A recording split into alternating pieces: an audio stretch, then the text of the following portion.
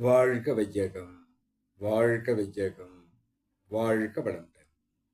குரு வாழ்க, குருவே துணை. குருவின் நினைவாக குருவினது ஞானக்களஞ்சியம் பாடல் ஒன்றை நாம் சிந்திக்கலாம். பாடல் எண் 1284. மனதின் பல நிலைகள் என்ற தலைப்பிலே குரு அவர்கள் 13/1/1968 இக்கவியை படைந்திருக்கிறார். ஐம்புலனால் உலகதனை தொடரும் போது உன் அறிவு நிலை புத்தி புறமணம் ஈதே. ஐம்புலனை கடந்து முன் உணர்ந்தவற்றை அறிவு அது சித்தம் நடுமனம் ஈதாம். ஐம்புலனை அறிந்தவற்றை கடந்து நுண் அணுவானால் அகங்காரம் அடிமனம்தான். ஐம்புலனை அறிந்தவற்றை அணுவை தாண்டி ஆதிவெளி நீயானால் அறிவே தெய்வம். வாழ்க வளமுடன். ஐம்புலனை உலக இன்பங்களை துய்ப்பதும் ரசிப்பதுமாக நாம் செயல்பாடு செய்தால் அந்த அறிவின் நிலையை நோக்கும்போது அந்த அறிவை புத்தி என்று கூறுகிறோம்.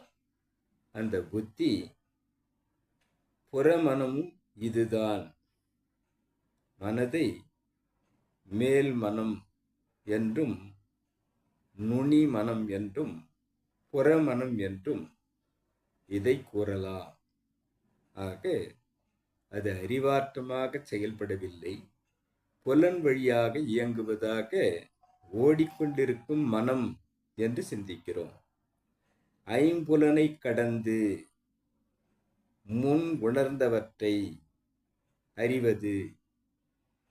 ஐந்து புலன்களையும் கடந்து சிந்திக்க ஆரம்பிக்கும் ஒரு மனம் சித்தம், அதுதான் நடுமனம் என்று கூறுகிறார். ஆக உடல் தாண்டி புலனியக்கம் தாண்டி அது பயணிக்கும் போது நடுமனமாகிறது. இந்த மனதை சித்தம் உயிரை உணர்ந்த அளவில் அந்த சித்தர்கள் உணர்ந்த அந்த ஆராய்ச்சி அறிவாக நம் அறிவை மாற்றும் போது அது நடுமனமாகிறது. ஐம்புலனை அறிந்தவற்றை கடந்து இந்த புறவுலகை துய்ப்பதும் ரசிப்பதுமாக இருந்த அந்த மனதை தன்னுடைய மூலமான உயிரில் ஒடுக்கி அந்த உயிரியம் தாண்டி இன்னும் பயணிக்கச் செய்தால், இந்த உடலை தாண்டி பயணிப்பதாக அறிவை மாற்றினால் அகங்காரம், அகத்துக்குள்ளே இந்த அகண்டாகாரம் அத்தனையும் பிரபஞ்சக்களம் முழுவதும் உள் இயக்கமாக உணர்வதாக அதை சிந்திக்கும் போது அது அடிமனம் என்றும் ஆழ்மனம் என்றும் மாறுகிறது. ஐம்புலனை அறிந்தவற்றை அணுவை தாண்டி என்னும் நுணுகி அணுவுக்குள் அணுவாக இறைதுகள் அளவிற்கு சிந்தித்து ஆதிவெளியே நீயானால் அந்த சுத்த வெளியே இருப்பு நிலையே இறைவனாக இருக்கிறான் என்று நீ உணர்ந்த போது உன்னுடைய அறிவு வேறு, அந்த பேரறிவாக இருக்கக்கூடிய இறைவன் வேறு அல்ல, அனைத்துமே அறிவே தெய்வம் என்று நீ உணர்வதாக மாறும் அளவிற்கு இந்த மனம் செல்கிறது.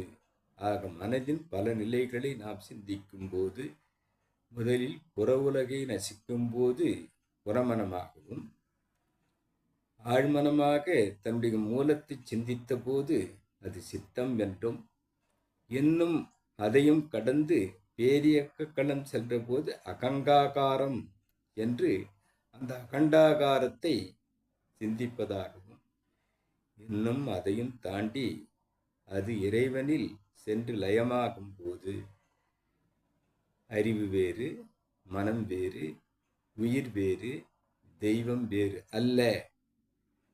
அந்த அறிவேதான் நமக்குள் கொடுக்கப்பட்ட அந்த தெய்வீகம். அதை ஆழ்மனமாக நாம் சென்று உணர்வதற்காக கொடுக்கப்பட்ட அந்த மனம், உயிர், அறிவு,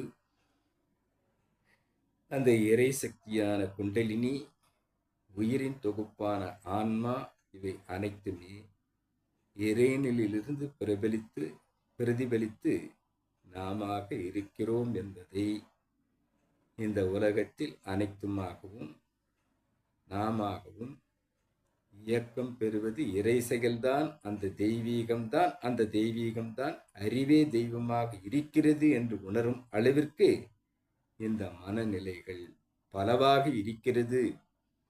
இதை நாம் உள் உணர்வாக சிந்திக்கும் போது, ஆழ்மன தியானமாக நாம் அகத்தவம் ஏற்றபோது நமக்குள்ளே இன்ட்யூஷனாக உள் உணர்வாக ஆகும் என்று கூறும் குருவினுடைய சிந்தனையை நாம் சிந்திக்கலாம். கவிதந்த குருவிற்கும் என்னுள் விளக்கத்தை ஏற்படுத்தி இறைநிலைக்கும் இதுகாரும் செவிமடுத்த அனைத்து அன்பு உள்ளங்களுக்கும் நன்றி, நன்றி, நன்றி. வாழ்க வளமுடன் என வாழ்த்தி நிறைவு செய்கிறேன். வாழ்